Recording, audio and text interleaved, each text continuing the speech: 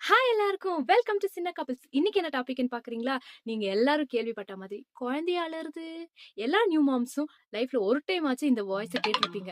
சுத்தி இருக்கிறவங்க எல்லாரும் ஏன் அழுறது, ஏன் குழந்தைய அழுறதுன்னு கேட்டே இருப்பாங்க. என்கிட்ட டாக்டர் சொன்ன 4 ரீசன் குழந்தைய அழுகுறதுங்கிறத பத்தி நான் உங்ககிட்ட ஷேர் பண்ண போறேன். ஃபர்ஸ்ட் ஒன் வந்து குழந்தைக்கான பசி, அது மெயின். செகண்ட் ஒன் வந்து டயப்பர் சேஞ்ச். தேர்ட் ஒன் வந்து குழந்தைங்க டயர்டா இருப்பாங்க. ஃபோர்த் ஒன் வந்து குழந்தைக்கு ஏதாச்சும் ஒரு அன்கம்ஃபர்டபுள் இருக்கும். ஃபர்ஸ்ட் பத்தி நான் எக்ஸ்பிளைன் பண்றேன். குழந்தை பசி உங்க எல்லாத்துக்கும் தெரியும்.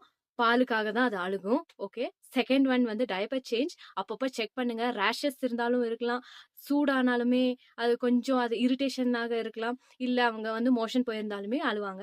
தேர்ட் ஒன் வந்து டயர்ட்னஸ். ஃபோர்த் ஒன் பத்தி நான் கொஞ்சம் டீட்டெயிலா எக்ஸ்பிளைன் பண்ணலான்ட்டு இருக்கேன். Uncomfortable.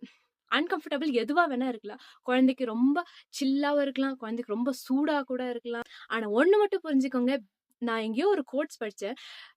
Babies are not giving you a tough time, they are going through a tough time. அதாவது குழந்தைங்க உங்களுக்கு கஷ்டத்தை கொடுக்கறது இல்ல, அவங்க கஷ்டத்தை ஏதோ அனுபவிச்சுட்டு இருக்காங்க. அதனால தான் அந்த பீரியட். அதனால அவங்க என்ன ஃபீல் பண்றாங்கன்னு தெரிஞ்சு அதுக்கேத்த மாதிரி நீங்க மூவ் ஆன் பண்ணணும்.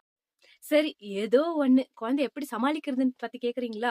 உங்களுக்காக ஒரு சின்ன டிப்ஸ் மட்டும் சொல்றேன். அவங்க அழுதுட்டு இருந்தா தயவு செஞ்சு அந்த ரூம் விட்டு கொஞ்சம் வெளியில வாங்க. அவங்க சஃபோகேட்டா இருப்பாங்க. இல்லன்னா கொஞ்சம் கொஞ்சம் தூரமாவது வாக்கிங் கூட்டிட்டு போங்க.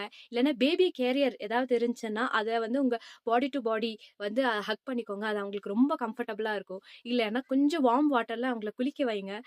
குழந்தை சுத்தி ஃபுல்லா நாய்ஸியா இருந்தாலுமே கொஞ்சம் இரிட்டேட் ஆவாங்க. அதுக்காகவும் அழ ஆரம்பிக்கலாம். இது எல்லாமே பெர்ஃபெக்ட்டா இருந்தும் கூட ரீசனே இல்லாம கூட அழுகலாம் குழந்தைங்க. இந்த டைம்ல தான் மம்மிஸ் வந்து ரொம்ப இரிட்டேஷன், ரொம்ப ஸ்ட்ரெஸ்ஃபுல்லான டைம். இது எல்லாத்துல ஏதாச்சும் ஒண்ணாவது ஒர்க் அவுட் ஆகும்.